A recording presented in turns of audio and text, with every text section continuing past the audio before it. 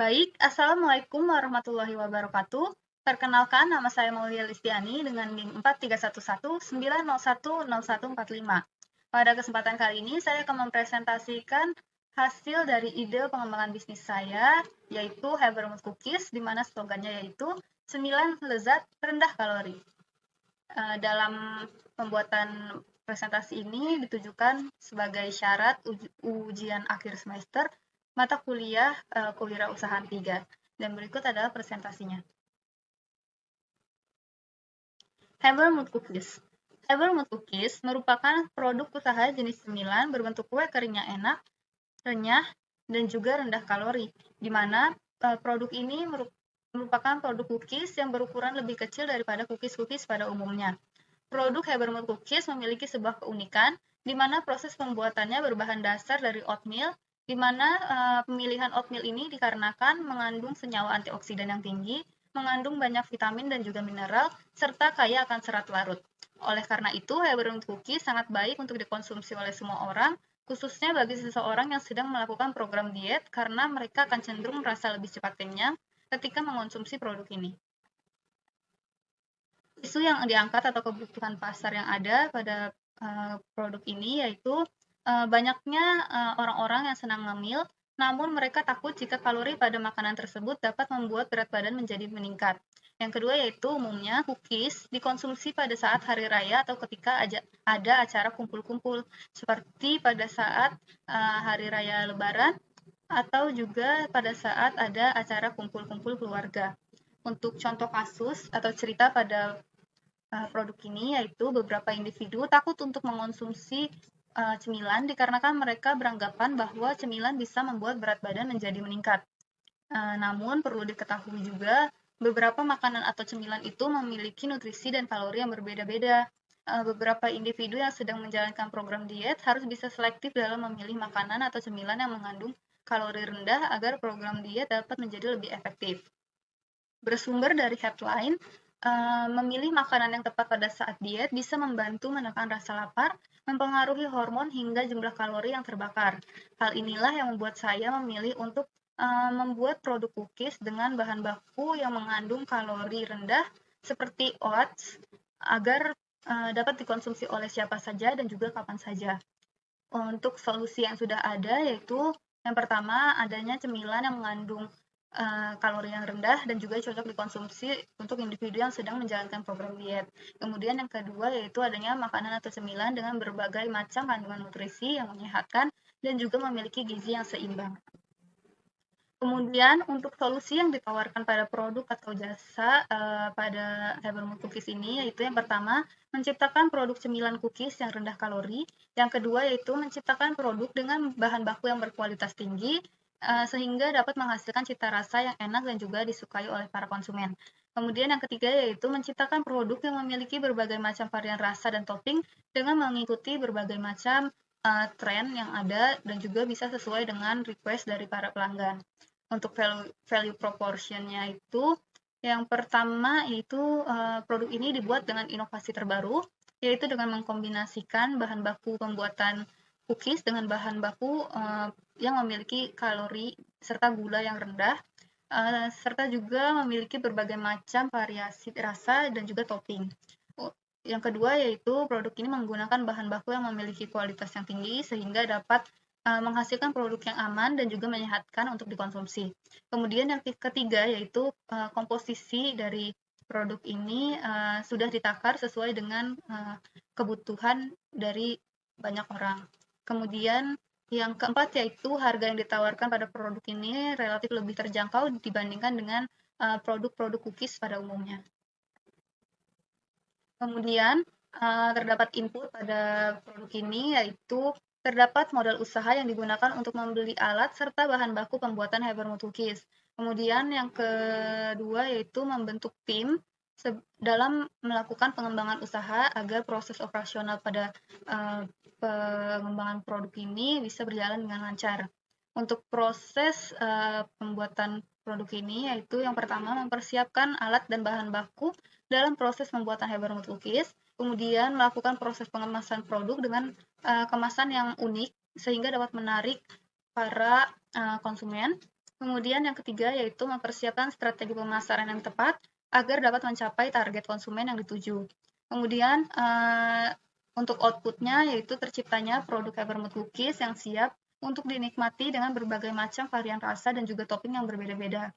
Sehingga dapat dihasilkan outcome, yaitu yang pertama dari penjualan yang ada, maka dapat dihasilkan keuntungan yang sebesar-besarnya, kemudian juga bisa mendapatkan masukan dari para konsumen terkait dengan produk yang ditawarkan. Kemudian yaitu terciptanya juga kepuasan dan juga kenyamanan pembeli terkait dengan pelayanan yang diberikan.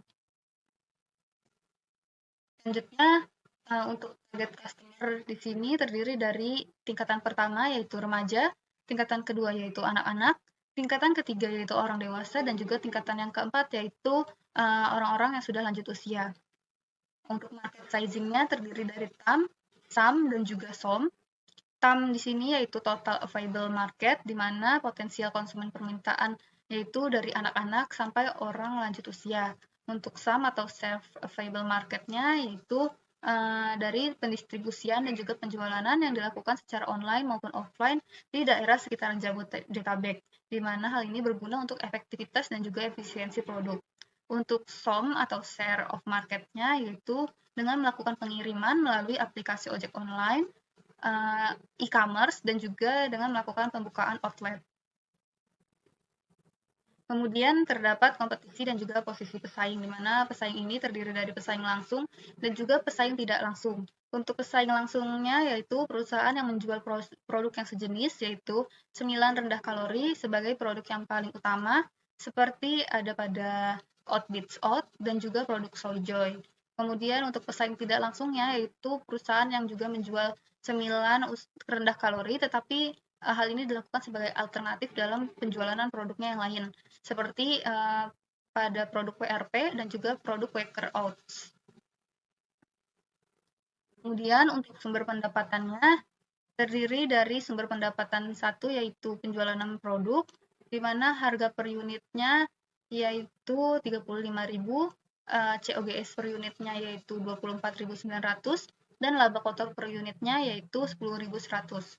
Untuk sumber pendapatan kedua yaitu berasal dari reseller dan juga dropshipper, di mana harga per unitnya yaitu 33.000, COGS per unitnya yaitu 24.900, dan laba kotor per unitnya yaitu 8.100.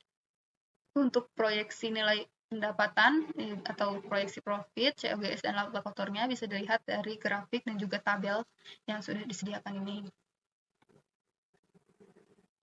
Kemudian ada kebutuhan dan alokasi dana, di mana 5%-nya untuk marketing, 15% untuk working capital, 25%-nya untuk recruitment, 30% untuk capex, dan 35%-nya untuk product development.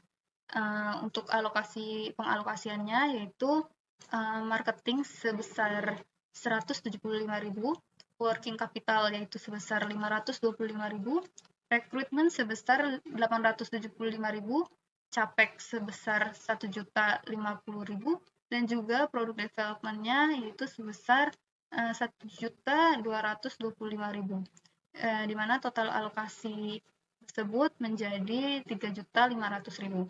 Jumlah kas yang dikeluarkan setiap bulannya diperkirakan yaitu sebesar 1.120.000. Kemudian ada strategi, di mana strategi pada tahun 2022 yaitu dilakukan dengan menentukan ide produk yang akan dipasarkan. Kemudian yang kedua yaitu meresmikan nama brand atau logo usaha dan juga membentuk tim untuk jalannya bisnis ini. Kemudian pada bulan Maret 2022 dilakukan soft launching, kemudian juga menambahkan katalog produk sebagai media promosi.